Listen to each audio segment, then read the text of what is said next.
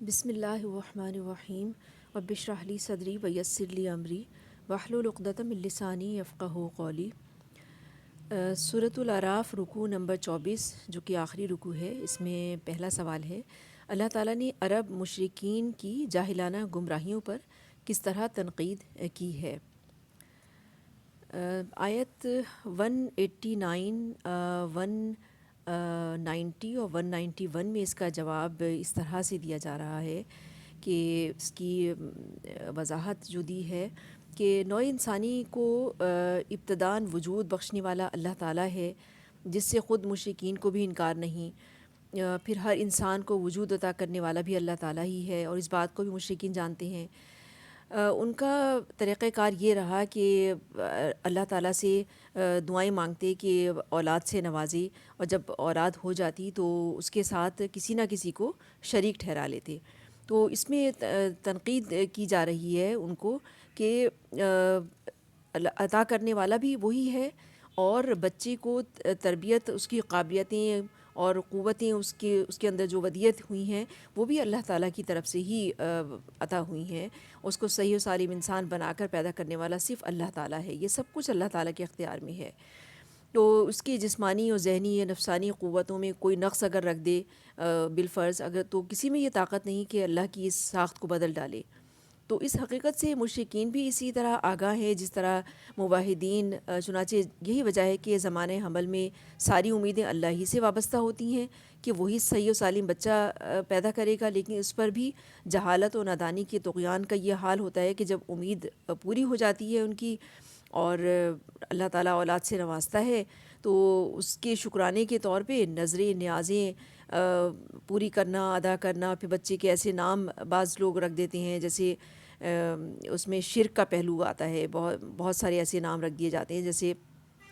عبد الرسول، پیر بخش، حسین بخش، عبد العزیٰ اور عبد الشمس، اس طرح کے نام جو ہیں اس میں شرک کا پہلو جو ہے وہ نمایاں نظر آتا ہے۔ تو اس حوالے سے ان کی اس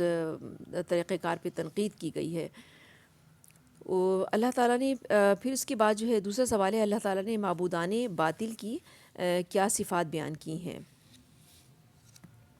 معبودان باطل کی صفات، یہ آیت کا ترجمہ، اس میں وضاحت اس کی آ رہی ہے کہ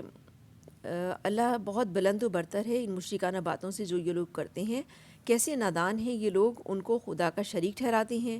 جو کسی چیز کو بھی پیدا نہیں کرتے، یعنی جس کو وہ شریک ٹھہرا رہے ہیں وہ کسی چیز پر قادر نہیں ہے، وہ کسی چیز کو پیدا نہیں کر سکتے، وہ تو خود پیدا کیے جاتے ہیں، وہ انسانوں کے ہاتھوں سے بنائے ہوئے ہیں جو ان کی مدد کر سکتی ہیں اور نہ اپنی آپ مدد کر سکتے ہیں۔ اگر تم انہیں سیدھی راہ پر آنے کی دعوت دو تو وہ تمہارے پیچھے نہیں آ سکتے، تم خواہ مخواہ انہیں پکارو یا خاموش رہو، دونوں صورتوں میں تمہارے لیے یکساں ہی ہیں۔ تم لوگ خدا کو چھوڑ کر جنہیں پکارتے ہو وہ تو محض بندے ہیں جیسے تم بندے ہو، ان سے دعائیں مانگ کر دیکھو، یہ تمہاری دعاؤں کا جواب دیں گے؟ اگر ان کے بارے میں تمہارے خیالات صحیح ہیں، کیا یہ پاؤں رکھتے ہیں کہ ان سے چلیں؟ کیا یہ ہاتھ رکھتے ہیں کہ ان سے پکڑیں؟ کیا یہ آنکھیں رکھتے ہیں کہ ان سے دیکھیں؟ کیا یہ کان رکھتے ہیں کہ ان سے سنیں؟ تو یہ باتیں سمجھ لینی چاہیے کہ مشرکانہ مذاہب میں بھی یہ تین چیزیں الگ الگ پائی جاتی تھیں۔ ایک تو وہ بتوں کی پجاری تھے، اور تصویریں اور علامات جیسے آبجیکٹس آف ورشپس ہوتی تھیں، اور دوسری وہ اشخاص یا ارواح یا معنی جو دراصل معبود قرار دیے جاتے ہیں، تو جن کی نمائندگی اصنام اور تصاویر وغیرہ کی شکل میں کی جاتی ہے۔ اور تیسرے وہ اعتقادات ہیں جو ان مشرکانہ عبادات و اعمال کی تہ میں کار فرما ہوتی ہیں۔ قرآن مختلف طریقوں سے ان تینوں چیزوں پر ضرب لگاتا ہے، تو اس مقام پر اس کی تنقید کا رخ پہلی چیز کی طرف ہے، یعنی وہ بت محل اعتراض ہیں جن کے سامنے مشرکین اپنی مراسم عبادت ادا کرتے ہیں اور اپنی عرضیاں نیازیں پیش کرتے تھے۔ اس کے بعد تیسرا سوال ہے، اللہ تعالیٰ نے نبی صلی اللہ علیہ وآلہ وسلم کو دعوت و تبلیغ اور ہدایت و اصلاح کی کیا اہم نکات بتائے ہیں؟ اس میں داعی حق کے لیے جو صفات سب سے زیادہ ضروری بتائی گئی ہیں پیارے نبی صلی اللہ علیہ وسلم کی احادیث کی روشنی میں، داعی حق میں ایک تو اس کو نرم خو ہونا چاہیے اور تحمل مزاج، اعلیٰ ظرف ہونا چاہیے، اور اپنے ساتھیوں کے ساتھ اسے بہت شفیق، عامت الناس کے ساتھ رحیم، اور اپنے مخالفوں کے لیے حلیم ہونا چاہیے، اور اپنے رفقا کی کمزوریوں کو بھی برداشت کرنے کی عادت ہونی چاہیے اس میں، اور مخالفین کی سختیوں کو، اور جتنی بھی اشتعال انگیز باتیں کریں مخالفین، ناگوار باتیں کریں، تو اعلیٰ ظرفی سے ان کو ٹال دینا چاہیے۔ تو مخالفوں کی طرف سے کیسی ہی سخت کلامی، بہتان ترازی، بہتان تراشی، ایذا رسانی اور شریرانہ مزاحمت کا اظہار ہو، اس کو درگزر ہی سے کام لینا چاہیے۔ تو سخت گیری اور درست خوئی، تلخ